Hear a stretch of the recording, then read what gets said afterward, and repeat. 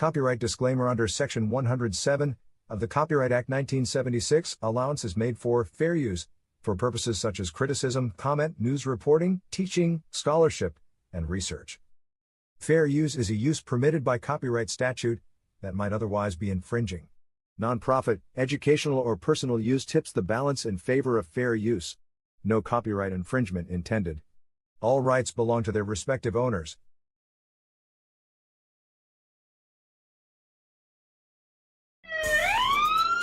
This is War Cry. We're on the wall crying out for our children, our communities, our schools, our churches, our families. This is War Cry. Welcome to our reality. Gun violence, Chicago, Philly, Detroit, New York, Atlanta, just to name a few. Our black children are dying day by day. This is War Cry. Police brutality. Hands up! Don't move. I can't breathe. Hashtag Black Lives Matter. Hashtag All Lives Matter to Christ. This is War Cry. Drugs, rape, mass shootings, school violence. This is War Cry. Galvanizing people to pray for our children and to take action. Let's march on Washington. We want prayer back in you. This is War Cry.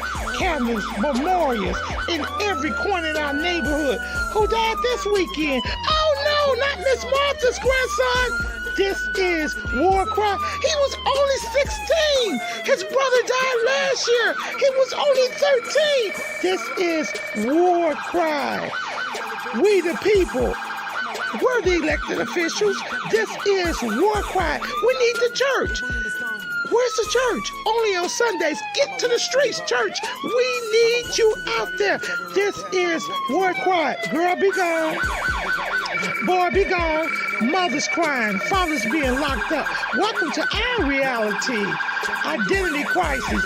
This is War Cry. Oh, they're trying to remove our history off the textbook. Oh, critical race theory? It makes them feel bad. It's our reality. Fake reality shows. We want the real truth. Stay woke. This is War Cry. HBCUs under attack. This is War Cry. Equal pay for what we do. We want a reparation. This is War Cry. Ashes to ashes, dust to dust. Wait a minute. Is that somebody else they're burying that looks like us? Only 12. This is War Cry. Oh, let us come together and pray for our young people, pray for our communities, pray for our schools, pray for our churches, pray that the government gives us what we need, a fair opportunity. This is War Cry, home of the brave, land of the free. Who's free? Our men are locked up. This is War Cry. Hashtag mothers against gang violence. Hashtag fathers who love their sons. Hashtag what would Jesus do? This is War Cry. I know who goes before me. I know who stays behind. The God of Israel's army is always by my side.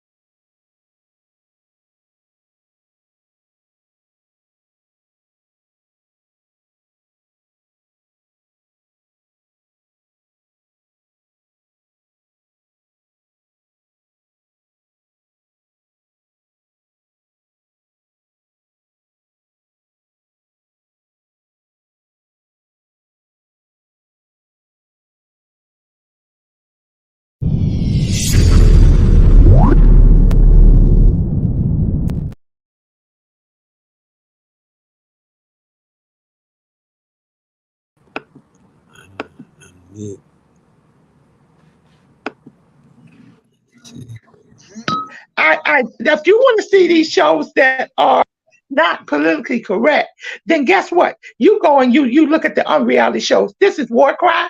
This is War Cry. And we're glad that you decided to make us your number one choice. Thank you very much. We're crying out against some things that you won't hear anywhere else. You won't hear what we speak about. So why don't you spread the word and share the word? No, this is not the O Show. No, this is not Sherry Shepherd. No, this is not the unreality Atlanta Housewives. No, this is not cops. This is not CIA. This is War Cry. Make that your number one choice, War Cry. And we're crying out for your children. We're crying out for our people. As you can see, you can hit us up at warcry.children@gmail.com. Send us your children's names so we can put it on our wailing wall, because we want to pray for them. I get up every morning at 4 o'clock calling out the names, but I can't call out your children's names. I can't call out your community's names if you don't send them. warcry.children@gmail.com. This is War Cry. Welcome to our reality, everybody. Welcome to our Black history as it's every day. Bring in the guests today. We have another exciting show. War Cry. Woo! Bring in my peeps. My peeps are in the house. Hey, good morning, everyone. Good morning. Good morning. Good morning. Good morning. Good morning. You know, War Cry is a very unusual station because we're led by the Holy Ghost, and the Holy Ghost gives us things to do. So we're directed. So today we're going to start the show off in a somewhat unusual way. It is, I want everyone on here to think about, we have 12 to 15 billionaires that are this color. I didn't say millionaires. I say billionaires. And we're going to play Name the Billionaire game. See how many of them do you think can we get? Because see, if we start naming these people, we can start writing letters to them and we can get some money. Isn't that right, Valerie? Isn't that right? That's right. We want the money. Okay, who wants to go first? Minister Trevor, name who you think is a billionaire, not a millionaire, because we are all millionaires. I'm getting my name on the billionaire list. I'm telling you. So let me just say, the first name on the billionaire list is mine and War Cry. We've knocked everybody else off. We're nationwide. We're global. And guess what? You guys are my global panel. So who do you think is on the billionaire list besides me? Minister T. Besides me and you, I'm thinking Oprah. Oprah, yes, you got it right. Okay, Valerie, who you think? Besides me, you, and the pastor, Barack Obama. No. Wow. I thought so too, but he's not on. Now he's on the millionaire list, but he's not on the billionaire list. Okay. Next, who wants to go next? Who come on next? Who wants to go next? I say besides us, I'm gonna throw Jay-Z in there. Yeah, Jay-Z. Okay. Who wants to go next? Let's see, who else? Remember, I said between 12 and 15. Yeah.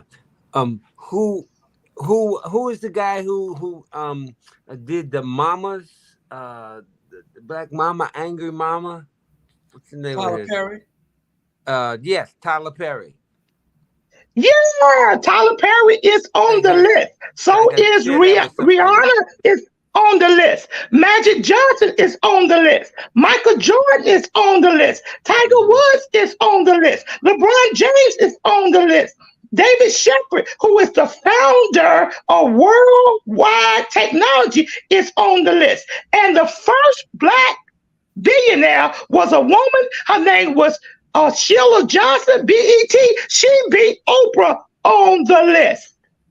So now we got it. We know the billionaires, not the millionaires, but the billionaires that are on the list. So we know who got the money. So we know who got the money. So it wouldn't hurt them to separate themselves with a couple $1 million to help us out. Right. What do you say, Minister T? What do you think, Mr. Trevor? You think it'll hurt them to separate? Give us $1 million? It wouldn't hurt them at all. They wouldn't even miss it. They wouldn't miss it. So what we're going to say is lose the money. I know that's Help right. your people.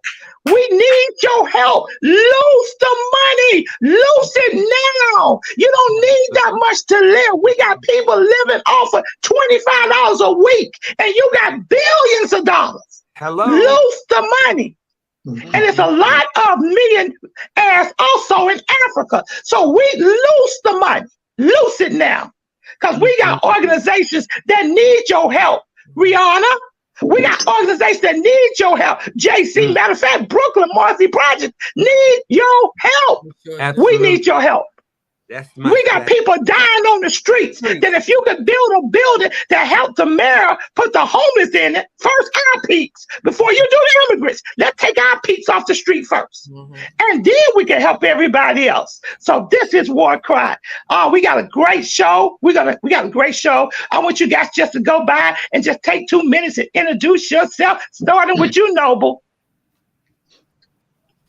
Thanks for having me. So my name is Noble. I'm formerly incarcerated. I'm the senior director of programming for TPP, what's a Transformational Prison Project, an organization that was created by the men that was incarcerated.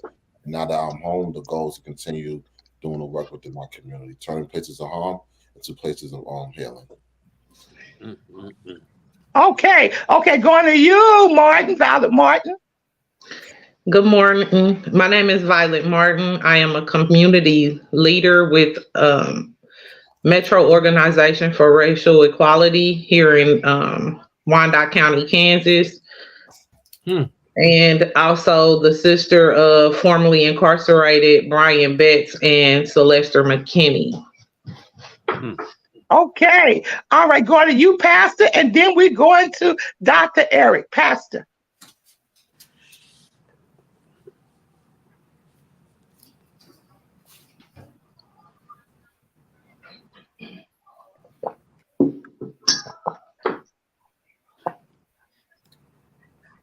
He's on mute.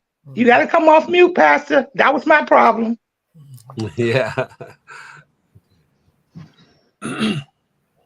Okay, Dr. Eric, you go on while the pastor is still trying to find mute. You know, we in the church kind of slow. Okay. All peace and blessings to everyone on the show here and out in here in the community. My name is Eric Glaudet. I am one of the members of the Fathers Forward Incorporated. I have my own organization called the New Urban Species or the Endangered Species of the urban centers. Now, I am providing services for families, particularly fathers and sons, and I'm focusing on the fathers and organizing us fathers to look at ourselves and to become the best fathers that we can be. Thank you. All right. Okay. Who's got Pastor? Can you go next?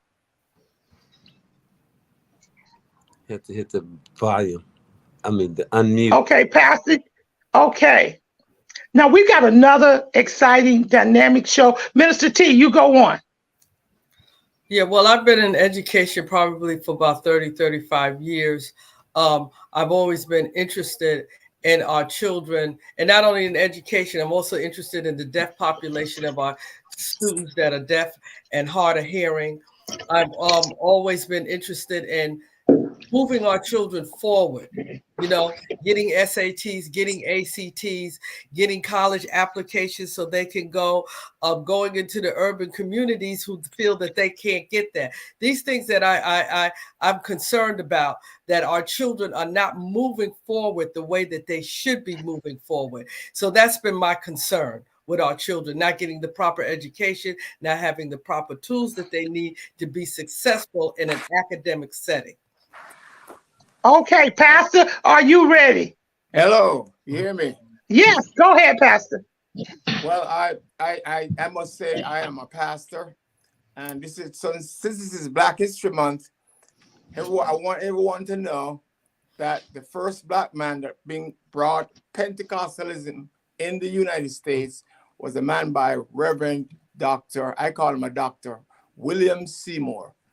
He brought Pentecostalism in the United States, in the world. As a matter of fact, this was the greatest move of God in the 21st century. Never seen anything like that has ever happened, and we need to accentuate that. A lot of people don't talk about it. A lot of churches don't talk about it. Some are prejudiced against Pentecost and all that stuff, but we need to tell our story.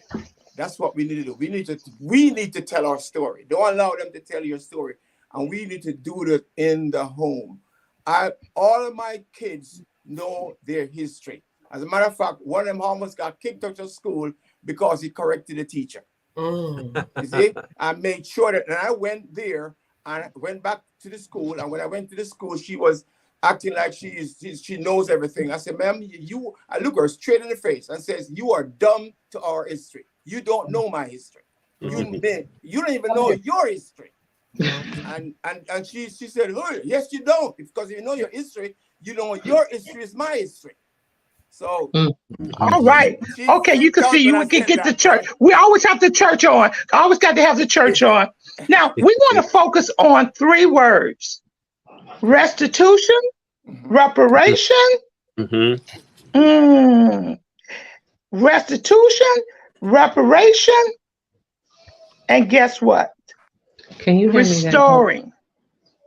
These are some restitution, restoration, and we want to restore. Now, we're not using those words anymore. A friend of mine, before we get into the show, I just want to say this. He put on his Facebook page, if you could send Ukraine and Israel all this money, why can't you pay us some restitution? Yeah. That's he right. said, could anybody answer? And he happens to be a bishop. He said, could anybody answer this question on Facebook? Maybe y'all need to go to Google. But if you could send trillions of dollars to Ukraine and trillions of dollars to Israel, then why can't you have the federal government print up some money and give us some restitution? Don't say that you don't know how to do it because you gave us a stimulus check. You could do it the same way. Yes. So we got to think restitution and reparation. That's what we want. Let's go to the video because this is going to bring us right into Noble. It gives us a little history on who he is and his organization. My name is Armand Coleman, and I'm the executive director of the Transformational Prison Project. I grew up in Queens, New York, and my life at that time was one of housing instability, where I was ping-pong between 12 different housing assignments before the age of 13, with 6 stints at my alcoholic grandparents' home. My grandparents' home was a 3.5 bedroom house, which we shared with 13 different people.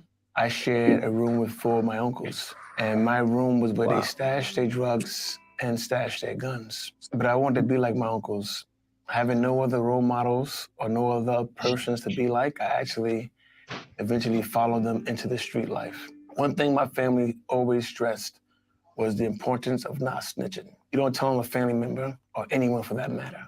I learned that lesson the hard way at the age of 5 when I made the mistake snitching on my uncle to my grandfather. When my uncle found out, he hit me in the back of the head with a brick. This landed me in the hospital. What was really painful about the situation was not that I was hit in the head with the back of a brick, but when my mother found out and she asked me what happened, I explained to her, her brother had hit me in the back of the head with a brick. And I remember her response being, that's why you don't tattle. So I learned at an early age that you don't tell and that it was okay to hit somebody in the back of the head if they did tell. Fast forward 12 years later, I would hit somebody in the back of the head with a bullet with fatal results. I was 17 and he was 18. I was sentenced to life and I would spend the next 28 years in prison. 2 decades in maximum security prison, a decade plus in solitary confinement. Just take that in. I was 17 years old. When I entered prison, I was the youngest person in the prison. When I left maximum security prison, I was one of the oldest persons in the prison. In 2013, 20 plus years into my incarceration, I was transferred to MCI Norfolk. I spent the last 8 years of my sentence at MCI Norfolk. This is where I was introduced to something called restorative justice and the restorative justice group. There were men that I knew, loved, and respected that were part of this group. And I saw how it was changing their lives. And I knew that my life was in need of changing. It was through these healing circles that the restorative justice group was putting on that I learned that my life was a roadmap of traumas. One thing I also learned is that the system was broken and in desperate need of transformation. While the criminal justice system focuses on the accused and the state, restorative justice is centered on the harm and the person responsible for causing the harm. Restorative justice looks at the bigger picture and has at its heart healing, communication, and community and restoration. It addresses issues that lead to healing, true healing. It was through restorative justice at MCI Norfolk that I met 3 other men who work with me presently. Brilliant men with similar but different histories of my own, Bobby, Eric, and Noble. And together we hosted a restorative justice programming, delivering restorative justice services to the prison's younger demographic. It was at MCI Norfolk that we prototyped our model at the Transformational Prison Project. And we saw that we wanted to bring this model beyond the walls into society. For 7 years, we collectively led this programming of young men, prototyping our model. We walked and talked with the young men and took feedback and adjusted our program accordingly. We knew that what we were doing behind the wall had real-world application. And we knew that when we were out of prison, we would share this model to a world that was hurting. And there was a lot of work to be done. While the U.S. has only 5% of the world's population, we had 25% of the world's incarcerated. Right now, there are 1.2 million people incarcerated in the United States. 1,200 are incarcerated here in Massachusetts. Of the 650,000 Americans returning from prison to their communities each year, 2,500 return to society each year here in Massachusetts. While the Transformational Prison Project was founded in 2013, it was a volunteer-led program on the outside and a prisoner-led program on the inside. Noble, Eric, Bobby, and I were all benefactors of restorative justice programming while incarcerated, and this programming led to our freedom in varying ways. And in January of 2021, we were all hired as the first formerly incarcerated directors of the Transformational Prison Project.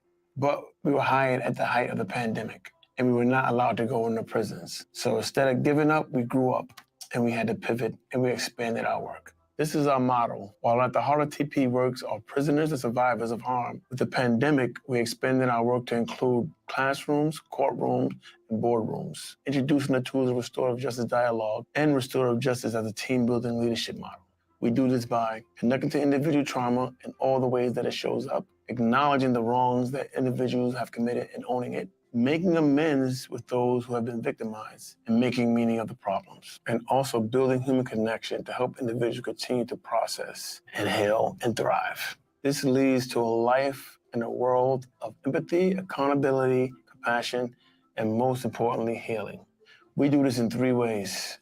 The core of our work is in the Massachusetts prisons, holding restorative justice healing circles, not only with those responsible for harm, but also with individuals who have been impacted by harm, law enforcement, and the community. Secondly, with community circles, working in partnership with the law schools from Harvard to Northeastern and Columbia, we are impacting the future stewards of the legal system and corporations like Redfin, team building programs to help their companies lead with purpose and empathy. Okay, we're going to bring one of the founders on right now, Mr. Noble.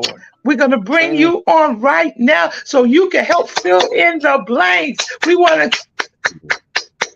All right, I want to just have a segue in. Now, tell us something about Transformational Prison Project. How did you get started? We've seen it on the video, but come on, get up front with us on War Cry. So how I got started is and so I lived a life of trauma, like my whole life growing up, from my childhood, growing up in the projects in the city of Boston. I was governed by trauma that was untreated, never looked at, never had resources or support when it came to me really helping myself with what I'm going through, what I'm witnessing and seeing, and also understand what is my identity in America. So it led me on a path of hurting people because I was hurting, which led me to be committing a crime which I'm responsible for. And me being incarcerated, and this is how I got involved with this work.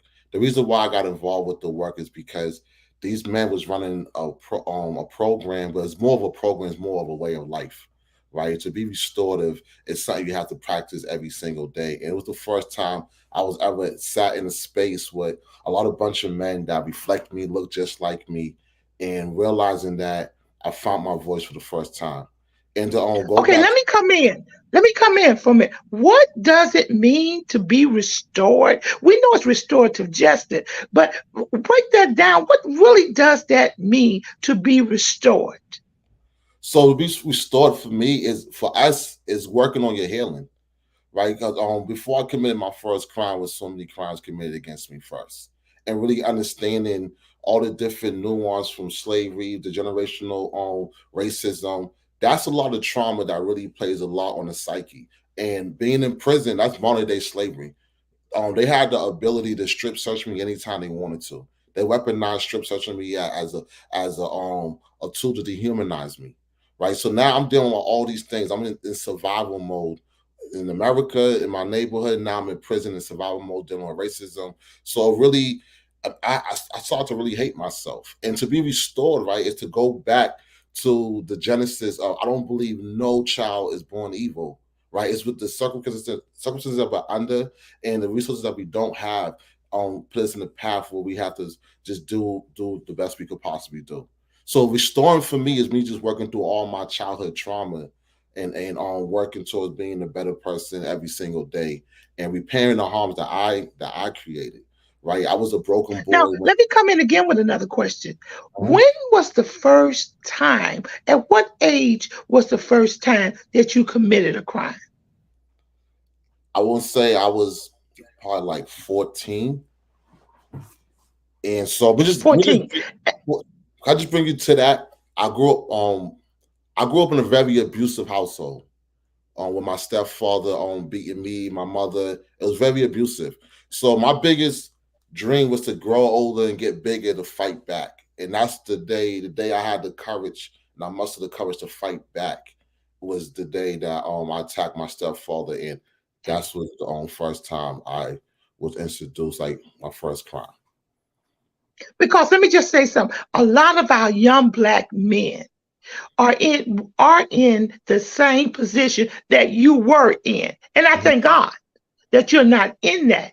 And we have a lot of programs that's going back to try to identify the traumas and to try to cure the traumas and to try to bring them to a place of restoration. And for some reason, it's not working. That's why your testimony is so strong. And they just go in and out of a system because there's nothing there to keep them from committing a crime. Now, I'm going to just right now open up to the panel. Panel, you have any questions? Valerie, any questions?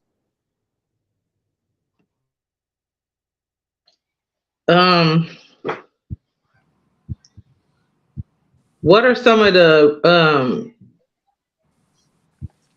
programs or resources that you work with to assist the young that have went through these traumas and also that are also incarcerated because they're adjudicating kids to adults.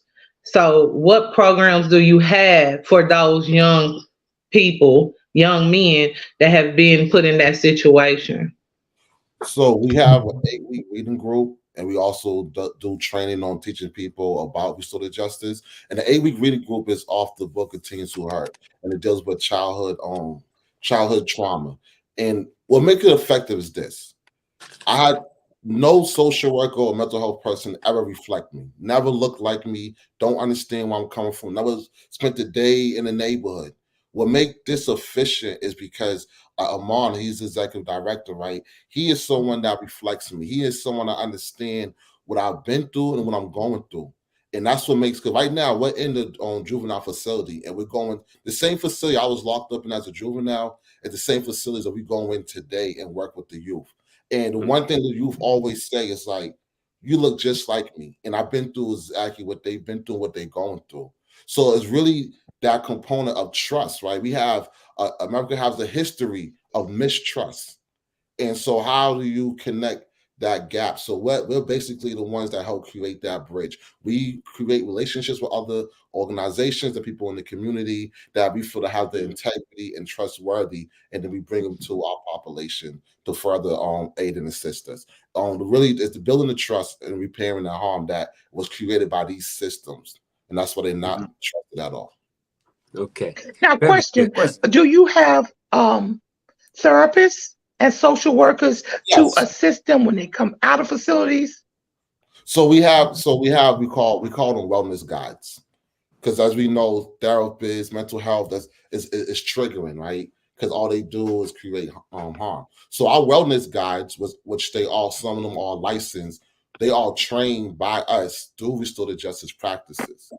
And for example, usually when you sit down with a therapist, it's more like your case log. They ask you all these questions, but the difference is we humanize it. How about we go out for coffee? Let's go and have lunch, and let's get to know Yes. each other. Because you're taught in school, they ain't supposed to share none themselves. So how you build something with someone you don't even know their favorite color or what their favorite movie is.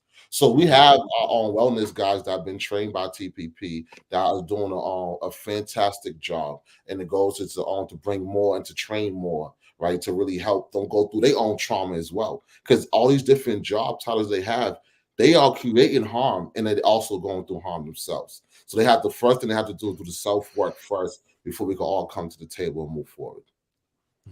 Okay, Question. because one of the things in our neighborhoods, as you know, being black, is snitches get what? It gets that what they say. Stitches. Stitches, yeah, stitches, yeah. In high Yeah, school, you yeah. know, and as we looked at the video, one of the founders had said that his mother told him, see, that teaches you not to tell. Mhm. See, because we as a people, we are tight-lipped. You're right. We don't know how to trust because we haven't been taught to trust. Well, the people we trust drop us. Okay, Minister T, come in. You got a question? Yeah, I wanted to know, sir, and maybe you answered this and I didn't hear it. What do you do prior to that? Do you guys go into the school perhaps and have an assembly and talk to the young people? Do you know when you're talking to people or talking to young people, can you identify by just having a conversation with them that there's trauma going on in their lives? Yeah, because I definitely can, because I spent 10 years incarcerated. So as men are coming home, as women's coming home, we're connected. I get the phone calls. We grew up in it, so we already know who's so we're in the neighborhoods, it's our neighborhoods. So the thing is, and one thing about the youth, they know when you BSing. They can smell from a mile away. They know it's like, okay, if he's the real. And what we did was what the leaders did inside was they was focused on those that had the biggest reputations, the ones that said they can never change, right? And I was one of those products of that. Of people looked at me like, oh, Noble's going to spend the rest of his life in the streets, or he's going to be dead or do life in prison. And the fact, because I was also formerly in the streets, I started my own gang at a very young age. And the fact that I walked away from the streets led other young men to walk away from the streets as well. So it's that credibility is very important. And when it comes to and we create a safe space. We ask everyone, what do you need to feel safe and comfortable within this space? Confidentiality is a must, or we cannot move forward together. So it's really about building that trust. And the youth they know, like, if you've been through something or you just playing around or you're serious. So the fact that we survived the prison system, we survived modern day slavery, we're home and we're giving back to our community, and we're connected with them, because but they are me and I am them. Okay, no, but I have a question. Then after me, I'm going to let Pastor come in. Um, in our public schools, especially the urban schools, our social workers, our guidance teachers, our principals can tell when our children are having problems. And you know, one of the quickest way to tell is by the absenteeism, by the way they look, by they're not coming to school, the attendance falling down, by them taking stuff. Now, do this, has the schools ever contacted you and said that we see that Jamar is not, he's missed 20 days out of school within the last 2 months. We went to his house and see that he's moved. So there's some dysfunctionality. Or one of his parents have been put in jail. He's hanging out with a gang. Do they ever come to you with that type of information, Noble? I say we're working right now with Boston Public Schools, and what we're working on is to create a restorative program that's being created by the students themselves. So the thing is, what a lot of time people focus on these big degrees and people that went to school, but really the students know what's needed to fix that. So we actually have conversations with the students and what it takes for them to really, how do they deal with suspensions? How do they deal with reaching out for help? Because a lot of times when you reach out for help, they just send you to another system, which is DCF, and then you get taken out your home. And then now you're dealing with all these different things. That's why it shuts a lot of people down and a lot of parents down, because of, these systems that you're telling is not trustworthy, and all it's about is a money grab, and it's destroying your life even more. So we build trust with the students and the schools, but we also give the voices to those that's being that's dealing with the most impact. Parties are the ones that should be leading the conversations, should be building these programs, and having the solutions. And that's what making TPP successful, because we are the impact parties that's leading the march. Because sometimes we're told that during the ages from the 4th grade to the 6th grade is a critical age in regards to our young Black men, and even our girls getting interested in games. So I just want to bring that. Oh, Pastor, you want to say something, Pastor? Yes. Before COVID, when COVID hit, I had a program that I started on my own. I went to the government and I didn't like what they demand of me, so I started a program on my own. And the program was to teach kids. I'm a biomedical engineer by a career, and what I was going to do, is to teach young men how to repair medical equipment and to get them placed in the hospitals and home care centers and nursing homes and stuff like that, to do that type of work, and good salary and everything. But COVID kind of stopped me. So now I'm ready to put that together. And what it is that I take the people in, I have all the equipment, I have all the test equipment, everything, to teach them how to service these medical equipment so they can go. And I have had proof of those who have come through me who are now working in hospitals, making lots of money and doing real good. And these are people who have been incarcerated, people who have been in trouble. And I work with them. I teach them how to fix concentrators, how to fix ventilators, how to fix EKG machines. That type of work I do. I go around and teach them. I have little seminars to teach them how to do this. And I've been very successful until COVID. So now I'm ready to start it back up at 110 Walcott Street. That's where my church is. And I'm ready to set the shop up again, so for them, they can come in and do it. I really don't want to go with the government, because the government set a whole bunch of stipulation on you, and I'm not into that mess. I rather take my own money, or what the money I raise, and do it for myself and help people.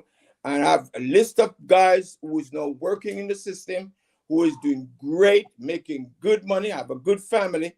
I have a record to show it. I don't talk about it because I just one of the be about it. You be about it. I'm be about it. And that's what War Cry is about.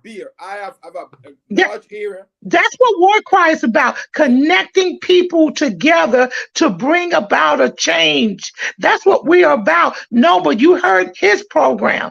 Maybe it's something that you could use, because he's training. See, one of the things that, I'm going to turn over to Dr. Eric, that I think that our young boys and young girls need is ways to make money by using their hands. Yes. You know, we need to bring our trades back, our carpenters, our brick masons, our welders, our plumbers. You know, because if they have a trade, they can open a business and become an entrepreneur and be able to sustain and give others jobs. See, we're about building generational wealth at this point.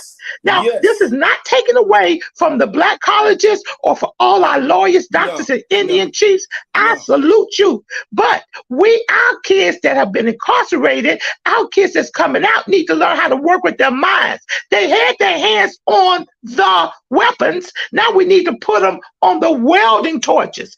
Okay, Dr. Eric, you.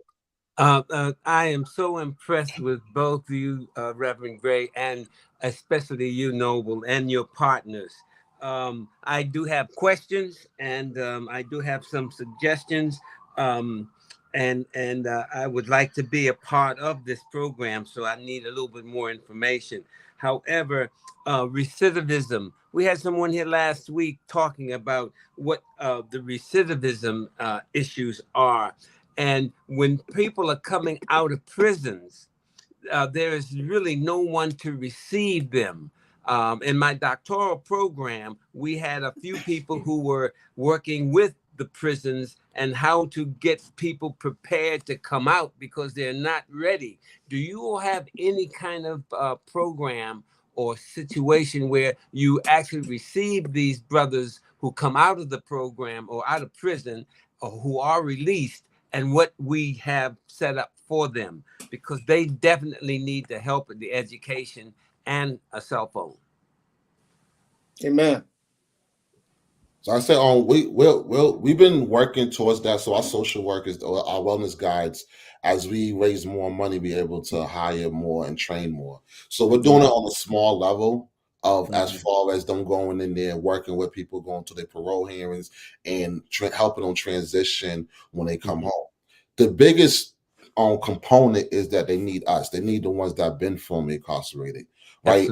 Me coming home after 10 years, I'm dealing with anxiety. I trust issues. Every system that's inside in the communities in the prison. I've been dehumanized by the dentists, by the doctors, by the nurses. Coming home, I don't want to deal with none of them, right? And then now your PO's telling you you gotta get a job. I'm a father and a husband. Now I'm getting my life back in order. I'm trying to figure all these things out all at the same time.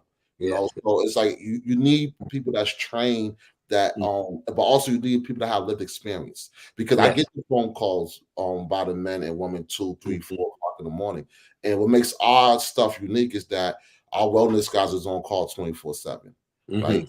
And you need help, and the times you need help is when all the companies are shut down 9 to 5. Down when you're really going through what you're going through in life. So we are open book, and our phones is open throughout the whole night. Well, I'd like to get and we want to raise some money for you, brother. We want to raise some money for you to help the work you're doing. Now, Noble, one question before I let Valerie come on and then put you back on.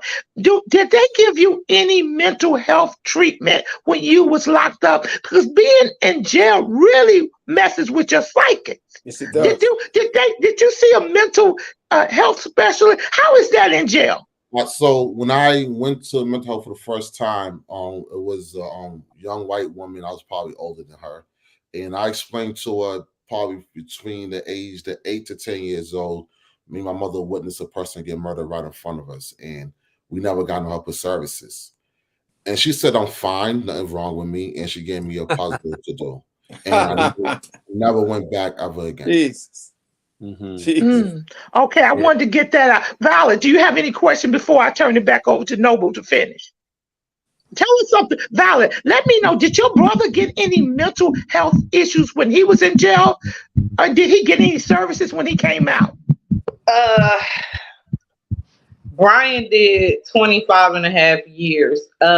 Unfortunately, they call it a exit screening, and here it's called the Ohio Risk Assessment, and that is to see the percentage or score of going back to prison, pretty much. And my brother, he was like, I don't need all that. I talked to my what do they call it, unit team leader and the therapist, and they told him he was okay. And I have been working in reentry since 2012. In a halfway house, there is no way that anyone, even after 1 year, does not have PTSD. Okay, these guys will stand in front of a soda machine and can't believe it's a robot, you know, that gives them their drink. I've had one guy go off because he thought that the machine gave him a counterfeit coin. And I'm like, no, years back, they changed the quarters to states, you know, each state had their own quarter, you know, and Brian did not get the help that he needed. So what he did was just kind of latch on to people, unfortunately, that have some mental health issues too, you know. So I'm learning, because I'm in probation and parole, and we're getting away from the officer label and we're going into the case management level, and I can say that works better because it's not that 2-minute interview with your client and okay, go ahead, get a job and stuff like that. We have resources now, mental health, dental, vision, family oriented resources. We have something called KC Scholars, where because some people have trauma, they can't just be around large groups in class settings, so they can do more one-on-ones with therapists and teachers. We have it where they get health care and everything for a whole year for free, even if they got employment. We have programs where single mothers and their children can be in a program. Daycare centers right there in the building. School buses pull up and pick the children up to take those weights off of people. Like Noble said, we have to now go in the community. So some of my clients, I meet them either at home because clients have health issues, trauma. Then we meet them at the library, and we do rent out a room, so they still have that confidentiality, but also see that I'm a person and I see them as a person, So what I can say, it's a learning lesson, because we're going into neighborhoods that we know is shoot 'em up, bang, bang, and we in vest, and those things set you apart, and I don't want to be like that. So I try to meet the clients where they're at, growing up in the inner city, losing my only brother, to the system. Those things, like he said, you have to bend and went through it to be able to have empathy, for these people, and not judge them, and offer them the resources, and not continue to be the part of the system that oppresses them. To you, Valerie, the percentage of women versus men, is it still almost 10-1? With 10 men to every.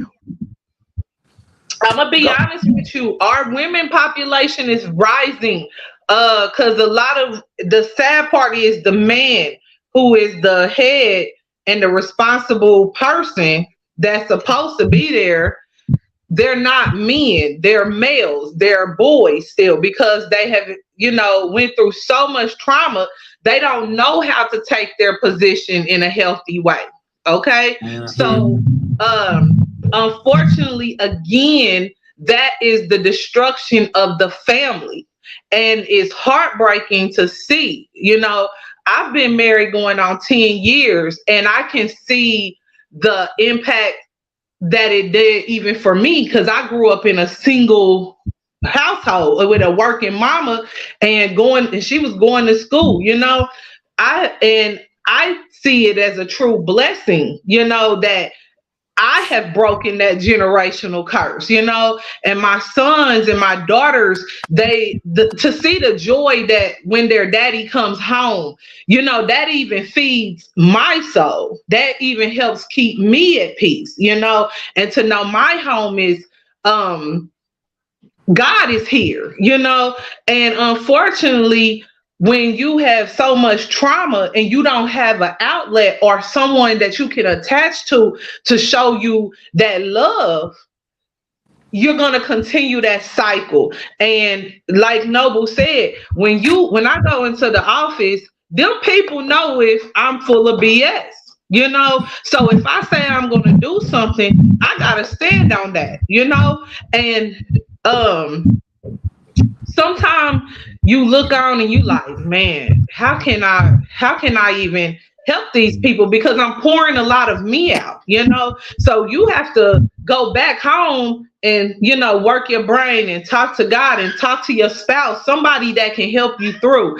And I thank God, even through COVID, I had built relationships with people I had never seen face, and that to me was so rewarding, because once we could go back into the community and take the face mask off, I've already developed a rapport with these people. Now it's a connection physically. And that's what we need to get our clients and the youth and people and families involved in. Good. Noah, come back up to the big screen. What are the ages that you deal with, Noah? Continue to tell us a little bit more. What are the ages you deal with in that population? Do you deal with anyone coming out, juveniles, prisons, or what? Go ahead, Noah. So we got 2 regions right now, going 5 facilities. And one of the units is the unit from they can be held from the age of 13 to 20. And on one unit is a lot of the youth in there, a lot of the young people is dealing with a loss of life case that they dealing with, right? So we're in there, we do circles, we do mentors. So from juveniles, right? Then we also, from young, I'm not saying juveniles, from the young people, right? From 13 to 20. Also, we're in the House of Correction. We work on a unit there from working with young people from the age of, I want to say 18 to 24. But then we also deal with men and women coming home as well. So it's really, yeah. So it's from 13, say 13 to like 60. Because we also have something called digital literacy, where just three of the men alone was over 100 years of time. Just in that group, just 3 men alone did more than over 100 years, and we was teaching them how to use their cell phones, how to get on Zoom, how to do applications, because a lot of the people that's coming home, they've been in there since they was a child. So think about someone going like my executive director. He went at the age of 17 and coming home 28 years later. I'm talking about this your first relationship, first time having your license, first time having your own apartment, first time going through life on your own for the first time ever. And people look at, as these men and women come home, like, oh, you should know all these things. So you're being dehumanized already from the community. They're like, oh, you should know how to do this. How you know this, how you know that, right? And now I was struggling with that too. I did 10 years. And not long, my son was able to help me teach me how to use an iPhone, right? But so you don't have these resources and people's looking at you like you should already know all these things. It makes it kind of hard to ask for help. But it ranges from the youth all the way to adults that we work with. Now we're trying to change the language in New York. Instead of saying prisoners or they just got out of jail, we're trying to use the language of returning citizens.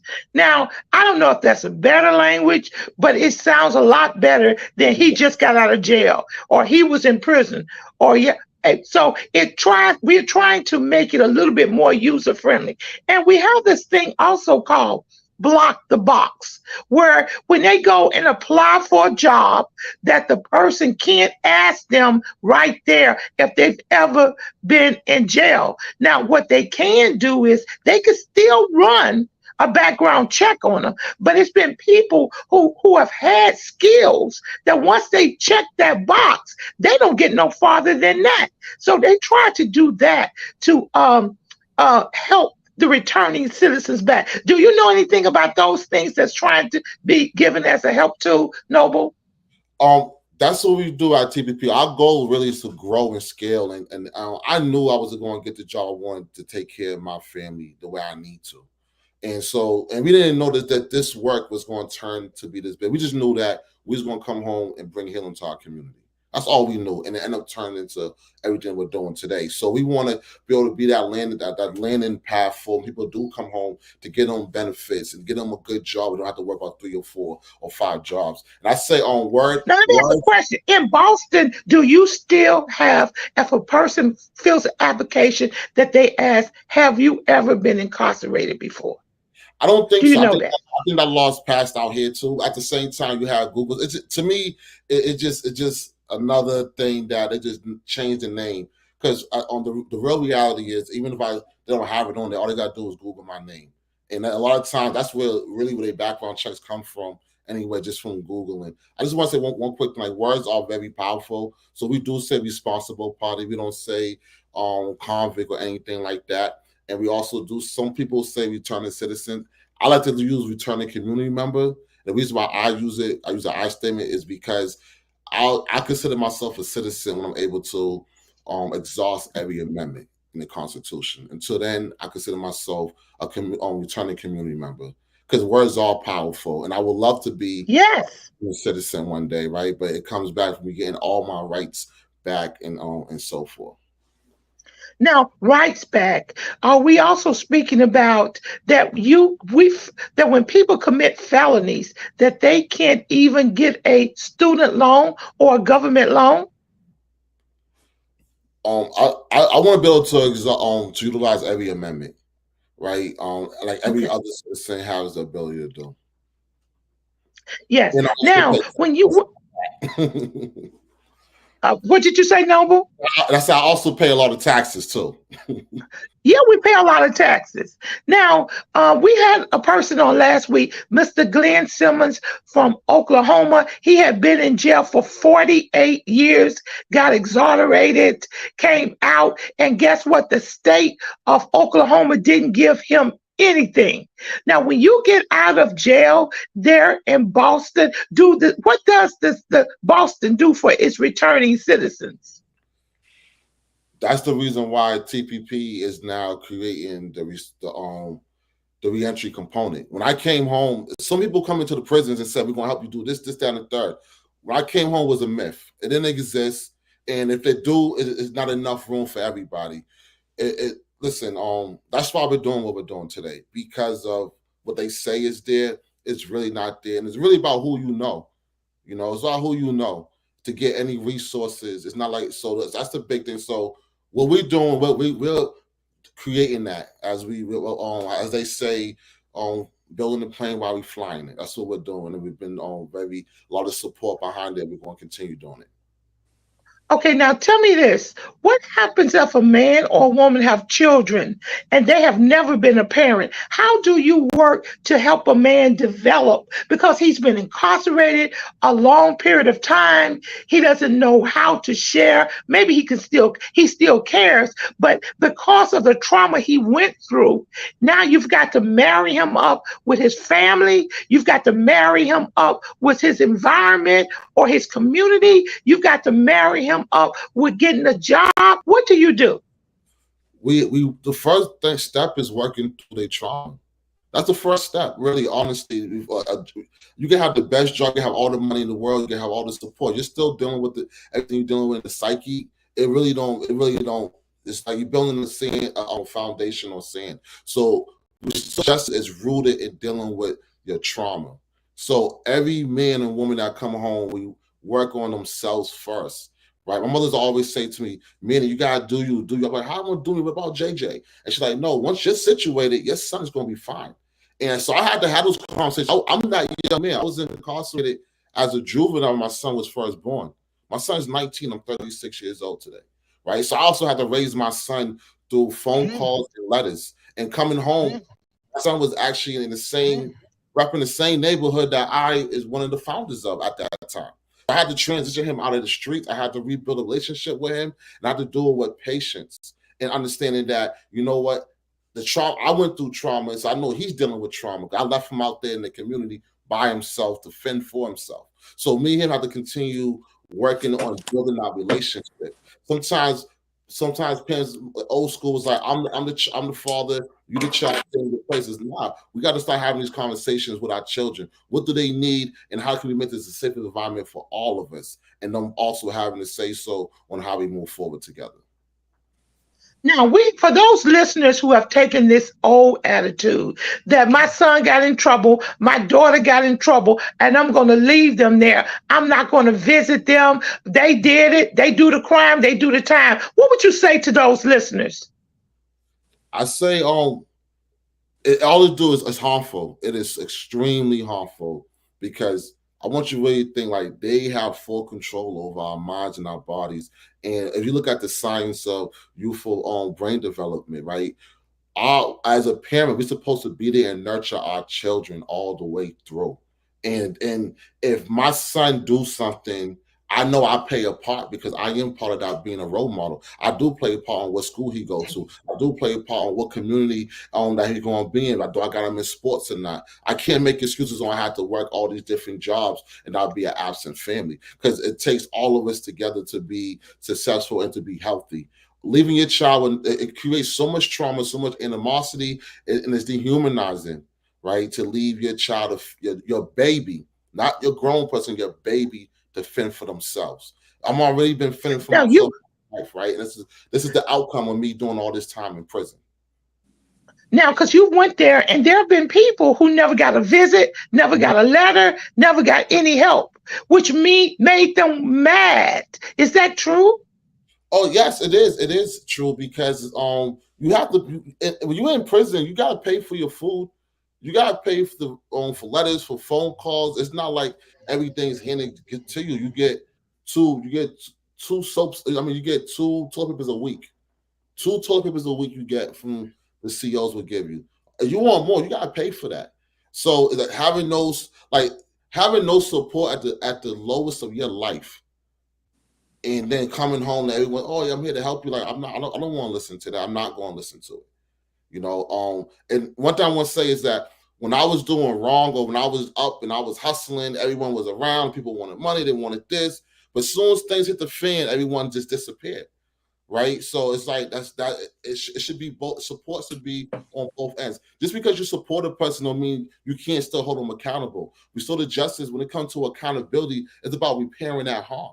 Right. And how you teach people to repair that harm. And also it takes a collective, because whatever I did affects my family and my whole community. Okay. Now, as a parent, if I had or my child incarcerated in Boston, I could come to your organization and I could say, listen, I need your help, and you could go and help me. It depends on what the help is, right? Because we're like 3 years young, because I've been home going on 4 years, so we're now in leadership of our organization. So is it like you need help on people to come support you at court? Do you need a letter of support? Do you need someone to help you understand and navigate on the system? Because that's one thing I don't think any parent can ever prepare for, is navigating all these different systems when your child's going in there. They get lost in these systems. So also we can give you a picture around people that's also going through what you're going through, right? Which is also a support group that's needed. So you don't feel alone, or you don't feel ostracized when you're there supporting your child. Because a lot of times this is what takes place, right? If your child commit a crime and you're going to court supporting your child, that parent is being looked at and being dehumanized. And she's also a survivor herself. You know what I'm saying? But the person I've been harmed, they got all the support. But how about the family that, oh, my child, this son, I should have support too, because I ain't the one that committed the crime. But I'm treated as if I'm the one that committed. So we gotta really start humanizing both parties and bringing everyone together. So we'll be able to give you aid to assist you. Depends on what it is, but we'll definitely have answers, because the whole team is all formerly incarcerated, so we survived it. Okay. Now, I want you to visit my son. I want you to go in and visit him too. Will you go in and visit him? So it depends on what prison is at, because Massachusetts, we're still working on getting back into the DOC. Right. And so we run programming, but the way it works, like once you visit, like say, once I visit your child, I'm no longer can run program in that prison. So if he's in that prison and he's going through the program that we're running, or we could also have someone else that's not run a program to go support like that, which would be one of our wellness guides. So the goal is to have more wellness guides trained through Restore Justice by TPP, so we can have them doing all that work, going into the prisons and doing the visits. Because at the same time, I'm still fully operated, so they're looking at me like, in their eyes, oh, I'm probably trying to bring in some drugs. I'm trying to do this. I'm trying to do that. So we're still working on that stigma on how they view us once we come back into our community and they look at, oh, this man or woman has been formerly incarcerated. Okay, now how many people are employed and working with you guys? And then how are you funded? Okay, so the leadership is me, Amon, Bobby, we got Stacia and Zoe. So we have 5 people that's employed right now. Out of the 5, 3 of us is formerly incarcerated, which is all in leadership. We got our fellow Tommy, and Ronnie's one of our coordinators as well. So it's just us. So we're in DYS, we're in the House of Corrections, we're in the community, we're also in schools as well. So we do work at Harvard Harvard School, law school students. We're in Northeastern's BU, Columbia University. I actually taught 7 semesters there on School of Social Work, on Transformational Justice, Restorative Justice, Abolition. And so just a handful of us that's all in all these communities and doing all this work. How we get our funding? We get our funding through grants, and also looking for donors to really help and support our work. The biggest thing we've been coming across is like we got integrity too. We gave some money back in the past as well. The reason why we gave money back, even though we really need the funding, but we're not okay with surrendering our identity and allowing someone to run and take over our organization because they give us some funding, right? Because then we become just like a nonprofit or any other organization. So it's really through grant writing and creating partnerships within the community. And we're also looking for some more funders that's willing to go to the work, learn about the work, but also be a part of the work with us. Okay, now if some of our listeners, and I'm sure all our panel want to donate somebody, tell me, how do we donate? So you just have the website on there. So if you go to Transformational Prison Project, we also have a page where it says you could donate now. And so you have the prescription you could do monthly, weekly, annually. And then we also have, we're working on raising money as well. We're doing a Mother's Day Walk for Peace, which is, we do it once a year. And it's like, I love it, the fact that formerly incarcerated people are walking for peace with mothers that lost their child to gun violence, right? This is what community should look like. And this is what we're doing in real time every single day. So please definitely go to the website, transformationalprisonproject.org, and you could donate. We also have our IG page and our Facebook page, which is TPP, or Transformational Prison Project. Now, for all those panel members or anyone that want anything else from Noble and Transformational Prison Projects, please hit us up on our email, warcry.children@gmail.com, and I'll give you that information so it can be passed on to him. Now, I see Dr. Gorday. He's almost about to jump out of his seat. Dr. Gorday, any questions? I'm a licensed clinical social worker and a psychotherapist, and I would like to know how I could be part of that organization so that I can provide some services for you. I was in the military. I know what post-traumatic stress disorder is. I have been working with the VA for quite some time now. I'm out, and I'm working with fathers and sons. So I feel that there is a connection, and I'd like to become one of the part of your coalition. I would love for us to connect. If you can send all my information, let's do that. Let's connect right away. Yes, I will give you the information so you connect with this brother. Let me tell you something. I love him. I love Valerie. I've met God has sent some dynamic people for War Cry, and I thank God for that. See, I thank God for that. This program would never get too big that I can't take a break to thank God for the people that he has put in my life. War Cry. And War Cry was situated. It was started by the Holy Spirit, and we bring nobody here unless I'm directed by God to bring on here. Now, Pastor, did you want to say something to Noah? Because you've got a dynamic program too. Yeah, Noah, the scripture says, money answereth to all things. People, incarcerated people, they need money. And I find that when you teach them a good trade, and part of my teaching, I also help them mentally also. I tell them, first of all, I teach them how to run their accounts, the physical account, how to pay their child support, how to do stuff like that. We just don't teach them biomedical technician engineering. We don't teach them just fixing like medical equipment. We also teach them how to run their lives and make sure they do it. So that's a program we starting up now because of COVID. So I want to know, is is there any area that I can help you in any way to train these guys? And I know you're in Boston. I'm in New York. I don't know whichever way that I can help. Now let's connect, because New York's only 4 hours away. I lived in Brooklyn the last 3 years. I just moved back to Mass because the work started picking up a lot more. My wife's also a nurse, and she's going. So I think it's very important. I almost died probably like it's probably 6 months ago because of not going to the hospital, because dealing with that trauma that I dealt with on the inside. So that, and also have anyone teach them a trade is that's helping their kids. And one thing that we're working on in the juvenile system, in juvenile system right now with the youth, is doing a speaker series, because a lot of the youth, I didn't know that all these different jobs exist. And I always thought being a nurse was something that's only was for women, because that's something that was taught by the patriarch system.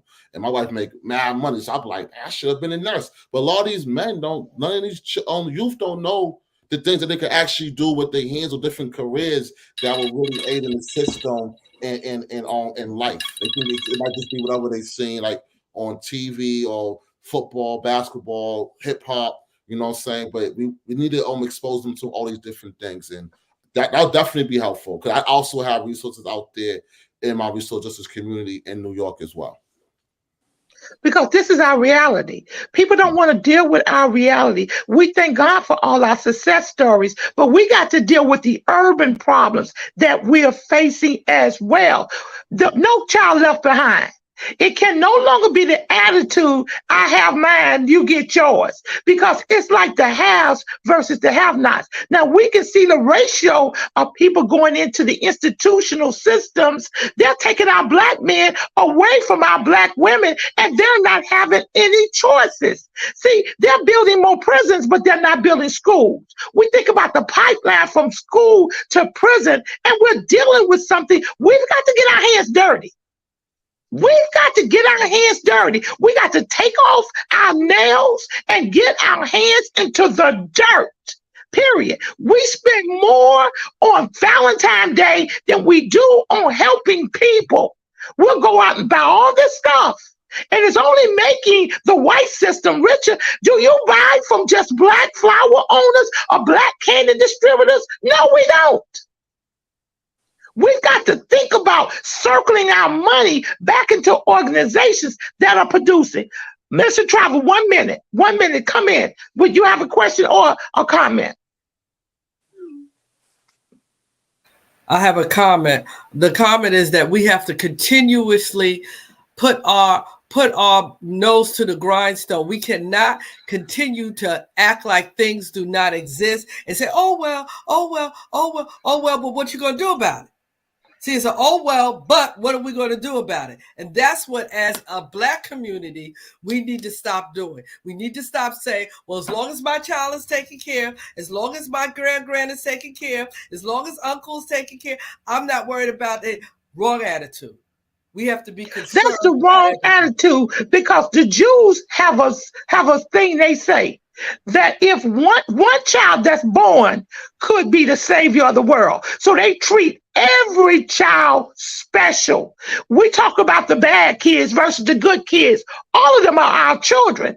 And why are those kids not doing as well? Because we have a corrupted school system with bad school curriculums and bad urban neighborhood, a corrupted justice system that want these kids to go repeat the same cycle. We don't put our money where our mouth is. We don't support organizations like Transformational Prison Project. We want these organizations to struggle. Why do our organization have to struggle when we named all the billionaires? Why can't somebody give Transformational Prison Projects $1 billion? I don't blame him for not wanting to take government money with restriction. We've got to do better. Valid.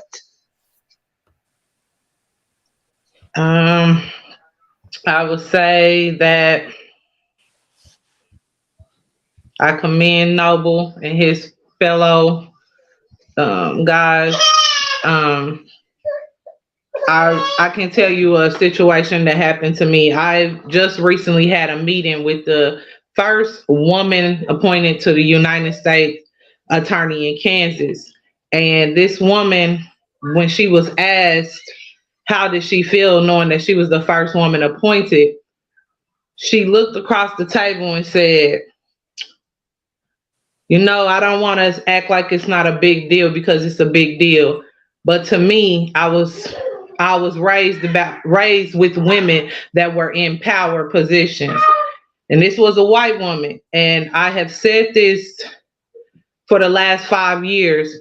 We as Black people need to get past saying, if I can just get my foot in the door. We need to prepare our children to know that they belong in that door and to take those positions. And I will treat and teach my daughters and my sons that same thing that I witnessed about a month ago. So with that, I would pray that all of us start grabbing our children and the kids in the community and teaching them that they own that position and they belong there, and to always strive to be on top and to help each other get there as well.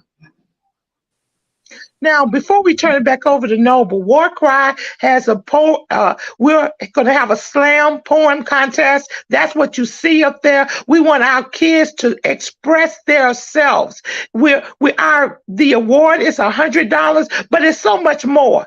We want our kids to be able to express themselves. So I tell each and every panel member, please have kids. It's I think we put it on there from 6 to 17. Have kids begin to write and express themselves. Our young people don't know how to express themselves. They sit behind games all day and express violence to these violent games. And then we wonder why we're dealing with so many attitudes and so much violence. We're allowing our kids to learn how to use guns by these guns that they play on these games. We are learning them instead of making them sit down, begin to read, and to know their history. We are kings and queens, and we need to know who we are. This is our Black history. And no, Transformational Prison Project is our Black History Company of the Month. And we're going to do whatever we can and spread the word. I have your digits, and I will be spreading it all over, and which I've already did, and I will continue to do so. This is War Cry, and we are about our Father's business. Noble, last words before we go. What would you like to leave our audience with before we sign off until next week at 11 a.m.? Noble, closing words. I just like to say, hurt people, and help people, and just thank you for listening and being here for us and supporting what we're doing. Thank you. No, but when the first time I seen you guys, I fell in love with you as I did with Val, because guess what? We are about social justice, to speak up against injustice and to call it out. This is War Cry, another great program, another great panel. Remember to send your children's name in, Violet, Noble, those kids you want us to pray for. Send them into warcry.children@gmail.com, and we will be praying for them. Remember, it is God who frees us and liberates us, but we've got to be active with the word of God. This is War Cry. I love you guys. See you next week. Stay tuned. Mothers Against Violence next week. Bye. This is War Cry. We're on the wall crying out for our children, our communities, our schools, our churches, our families. This is War Cry. Welcome to our reality. Gun violence. Chicago, Philly, Detroit, New York, Atlanta, just to name a few. Our Black children are dying day by day. This is War Cry. Police brutality. Hands up.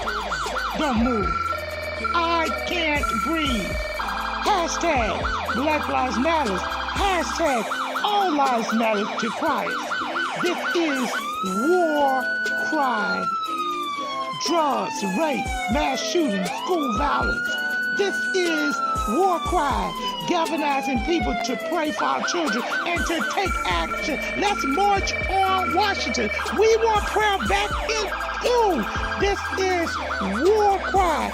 Candles, memorials in every corner in our neighborhood. Who died this weekend? Oh no, not Miss Martha's grandson. This is war cry. He was only 16. His brother died last year. He was only 13. This is war cry. We the people, we're the elected officials. This is war cry. We need the church.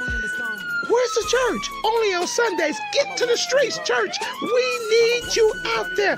This is war cry. Girl, be gone. Boy, be gone.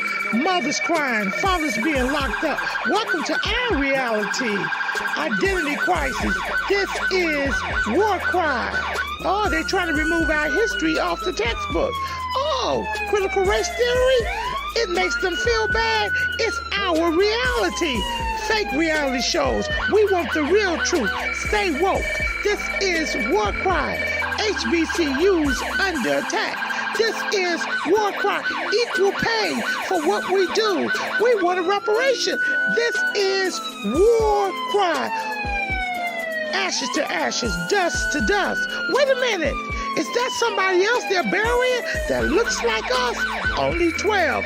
This is war cry. Oh, let us come together and pray for our young people. Pray for our communities. Pray for our schools. Pray for our churches. Pray that the government gives us what we need, a fair opportunity. This is war cry. Home of the brave. Land of the free. Who's free? Our men are locked up. This is war cry. Hashtag mothers against gang violence. Hashtag fathers who love their sons. Hashtag what would Jesus do? This is war cry. I know who goes before